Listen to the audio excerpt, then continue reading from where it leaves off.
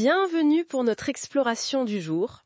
On part à la découverte de Naniwa, l'ancien cœur d'Osaka. Exactement. On va s'appuyer sur des récits de voyage, des infos sur la tour Tsutenkaku, bien sûr, et puis aussi des recherches assez pointues sur de vieilles cartes, les Naniwa Kozu. Oui, c'est Naniwa Kozu, c'est fascinant. C'est une porte d'entrée assez unique sur le passé d'Osaka. Et notre but, c'est de dénicher des histoires un peu oubliées peut-être, et des trésors cachés pour ceux qui visitent la ville. Tout à fait. Alors ces cartes, les Naniwa Kozu, faut voir que c'est pas juste des cartes géographiques. Certaines, on les appelle Suite Koshozu. Suité. Suite Koshozu. En gros, elles tentent de reconstituer le paysage d'autrefois. Et puis, il y a les Yuishozu, qui, elles, mettent plutôt en avant des lieux liés à des légendes, à des histoires importantes. D'accord. Et cet intérêt pour le passé, pour ces lieux du passé, il est apparu quand exactement ? Plutôt à l'époque Edo, c'est ça ? Oui, c'est ça. Ça s'est beaucoup développé à Edo. Et en grande partie, c'était une réaction au changement concret du paysage. Ah oui. Comme quoi, par exemple ? L'aménagement des rivières, comme la Yodo, la création de nouvelles terres agricoles, notamment près de la baie d'Osaka, tout ça, ça transformait le paysage. Du coup, le passé devenait plus mystérieux. Exactement. Plus désirable à comprendre. Certains, d'ailleurs, essayaient vraiment de confronter ces vieilles cartes au terrain, de voir si ça collait encore. Passionnant comme démarche.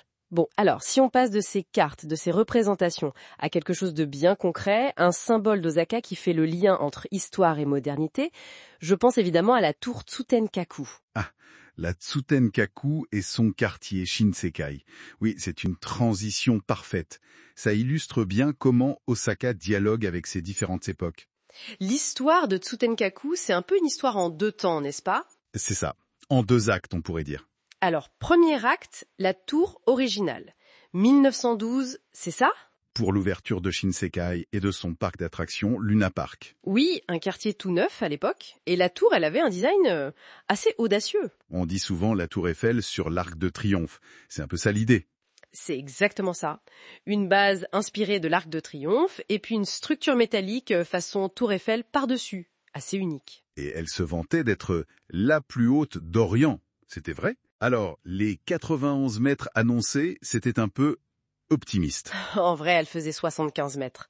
Mais bon, c'était quand même la plus haute de ce type en Asie à l'époque. Et avec un ascenseur dès le départ ? Oui. Ce qui était une vraie prouesse technique pour 1912. Mais bon, fin tragique pour ce premier acte, un incendie en 1943. Oui, un feu parti d'un cinéma voisin qui a gravement endommagé la tour, tellement qu'elle a été démantelée ensuite. Rideau. Mais Osaka ne serait pas Osaka sans sa capacité à rebondir. Deuxième acte. Voilà. Et ça, c'est après la guerre, en 1956. Et ce qui est vraiment marquant, c'est comment elle a été financée. Ah oui, c'était pas un projet public. Pas du tout. C'est une collecte de fonds auprès des habitants, des commerçants, des entreprises locales qui a permis de leur construire. Ça en dit long, je trouve, sur l'attachement des Osakains à leur symbole. Et sur leur énergie après la guerre ? Absolument. Une vraie volonté collective. Et elle n'est pas exactement au même endroit, si ? Non, légèrement au nord du site original. Et aujourd'hui, elle est classée bien culturel tangible national, depuis 2007. Une vraie fierté locale. Une icône, vraiment. Et elle domine donc ce quartier, Shinsekai. Exactement. Shinsekai, qui à l'origine était pensé comme le quartier de divertissement moderne, avec Luna Park, des cinémas, des théâtres. C'était un peu la vitrine de la modernité Meiji et Taisho. Et aujourd'hui, Shinsekai, c'est quoi ? L'ambiance a changé, j'imagine. Ah oui. Aujourd'hui, c'est Showa. C'est une ambiance très rétro, très Showa, vous savez, cette atmosphère un peu nostalgique des décennies d'après-guerre. C'est devenu un quartier très populaire. Connu surtout pour... Les kushikatsu, voilà, les fameuses brochettes panées et frites. Mais pas que. Il y a plein d'izakaya sympas, des stands de takoyaki, de konomiyakis. C'est vraiment l'Osaka populaire authentique. Et depuis la tour actuelle, la vue doit être sympa. Ah oui, l'observatoire est à 84 mètres, vue à 360 degrés sur la ville. On voit le château d'Osaka, bien sûr, l'Umeda Sky Building. Les montagnes Rokko au loin, s'il fait beau. Oui, par temps clair, on les aperçoit. Et puis plus près, on a le zoo de Tennoji juste en dessous, le temple Shitennoji. J'adore regarder le petit tramway Ankai qui passe en bas, on dirait un jouet. C'est vrai. Et on voit aussi la grande route Tempozan, et puis le grand gratte-ciel à Beno-Harukas qui domine un peu tout maintenant. Et vous parliez de trésors cachés. Il y a quelque chose à voir dans la tour elle-même. Oui. Un petit détail pour les connaisseurs. Dans le hall d'entrée actuel, au rez-de-chaussée, on peut voir une reproduction. C'est la peinture florale qui décorait le plafond de la toute première tour Tutekaku. Ah, génial. Et c'est accessible gratuitement? Oui, tout à fait. C'est un don de la marque Club Cosmetics, une vieille marque qui existait déjà à l'époque de la première tour. Un joli clin d'œil. Excellent tuyau. D'ailleurs, si on voulait faire un petit parcours pour combiner tout ça, on pourrait imaginer quoi? On pourrait commencer par le parc des ruines du palais Naniwa pour toucher du doigt l'histoire impériale ancienne. Ensuite, peut-être le sanctuaire Yasui. Il y a un lien avec Sanada Yukimura, le samouraï célèbre, non? Exactement. C'est lié à sa dernière bataille. Et puis, après cette touche historique et samouraï, on plonge dans l'ambiance de Shinsekai. Pour les kushikatsu. Évidemment.